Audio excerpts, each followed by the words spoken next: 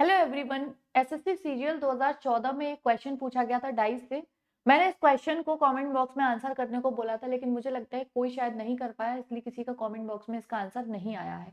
एक ऐसा सवाल 2014 में आया हुआ जो जनरली बहुत मतलब टिपिकल नहीं बोलेंगे, बट हाँ हम ये बोल सकते हैं कि काफी ट्रिकी है ना। सोच के ऊपर है, अगर आप वहां तक पहुंच गए तो आप तुरंत कर लेंगे, नहीं पहुंच पाए तो नहीं होगा। तो मैं इसका सोल्यूशन बताती हूँ अब, और कैसे होगा ये क्वेश्चन, और पढ़ते हैं। देखिए आपको बोला गया है, if the difference between the points of opposite faces is 3, तो कौन सा इन चारों में से ठीक है। यानी कि जो विपरीत फलकों के बिंदु हैं उनका अंतर 3 है, तो सही आकृति बताइए। देखिए हम एक स्टैंडर्डाइज पढ़ते हैं, अगर जिसने डाइस पढ़ी होगी, क्योंकि भाई चैप्टर पढ़ा होगा तभी डायरेक्ट एक क्वेश्चन हो पाएगा। स्टैंडर्डाइज में होता है कि विपरीत जो ऑपोजिट फेसेस होते हैं उनका जो टोटल होगा वो 7 होना चाहिए।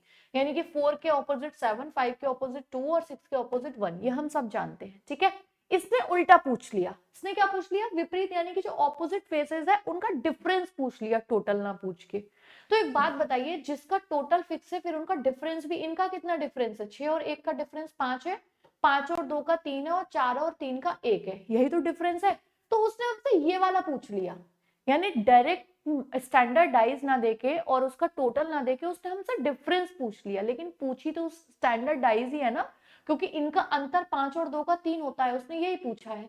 किसमें हो रहा है? देखो इसमें तो बहुत सारे दे रखे हैं, तो ये तो ऑब्वियस सी बात है, हम निकाल ही नहीं सकते। इसमें भी ज्यादा 6 के भी ऊपर हो गए हैं, इसमें भी हो गए हैं। लेकिन अगर आप डी वाला देखोगे तो डी वाले में देखिए 1 2 3 4 5 6, 6 है लेकिन 1 नहीं दिखाई दे रहा, तो इसका मतलब होता है 1 इसके नीचे होगा, 4 के ऑपोजिट 3 होगा और 5 के ऑपोजिट 2 होगा।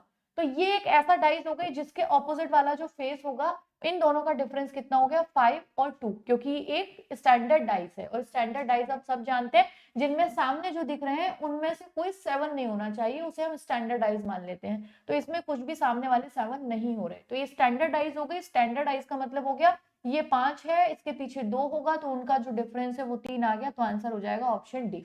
बहुत ही बेहतरीन सवाल है, और इस बार क्योंकि मेंस होने वाला है रीजनिंग में, तो अच्छे सवालों की वेटेज अच्छी रहने वाली है।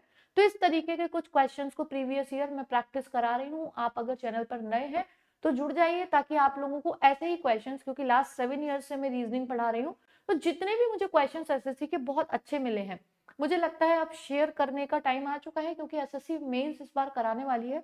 तो अच्छे क्वेश्चंस का जो लेवल और वेटेज रहेगा वो अच्छा खासा रहेगा एग्जाम में। तो आपको पता होना चाहिए कि कैसे कैसे क्वेश्चन एसएससी पूछ चुकी है, ठीक है ना। तो चलिए जुड़े रहिए चैनल के साथ, बाकी मिलते हैं अगले वीडियो में नेक्स्ट क्वेश्चन के साथ। इसका आंसर मैंने किया नहीं था तो वो सीरीज में, तो अब मैंने आपको बताया ये कैसे होगा, ठीक है। चलिए मिलते हैं अगले वीडियो में। Thanks for watching.